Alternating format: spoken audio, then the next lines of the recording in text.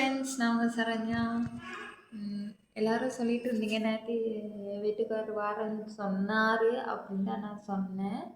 ஆனால் நீங்களாம் அங்கே போயிடாதீங்க அப்படின்னு சொல்லியிருந்தீங்க. நான் அங்கே ஜென்மத்துக்கும் சொல்கிறேனே, ஜென்மத்துக்கும் போக மாட்டேன். என் பிள்ளை எப்போ வளர்ந்து அவளுக்கு ஒரு விவரம் தெரியுதோ அப்பந்தான் நான் வந்து அந்த ஊர் மண்ணையே நான் மிதிப்பேன். அது வரைக்கும் நான் மிதிக்கவே மாட்டேன். என் பிள்ளைக்கு விவரம் தெரியுத வர. அதனால் என்னன்னு நான் சொல்ல வந்தேன்னா, அவர் இங்கே நான் இருக்கிற இடத்துக்கு வாரேன்னு சொன்னார். இப்போ வந்து என் கூட தான் இருக்கார்.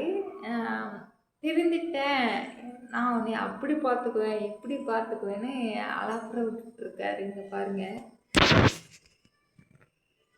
இருக்கார்ல.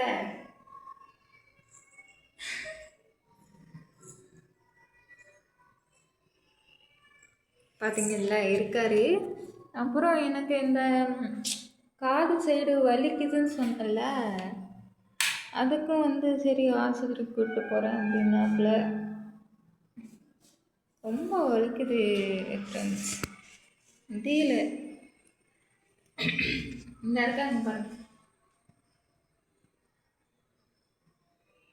கச்சாப்பா, யார் இது? யாரு? யாரு? உங்க அப்பாவா? வச்சோட அப்பாவா? அச்சோ, என் அம்மா பார்த்தீங்கல்ல, அப்பா மடி சொர்க்கம்னு படுத்து கிடக்காங்க. இவ்வளோ நாள் கழிச்சு. அப்புறம் நீங்கள் என்ன சொல்ல விரும்புறீங்க? காலையிலான வேறு மாதிரி பேசுவாப்புல, நைட்டான வேறு மாதிரி பேசுவாப்புல. இனி எப்படி இருக்குமா? வந்துருச்சுன்னா என்ன பண்ணலாம்?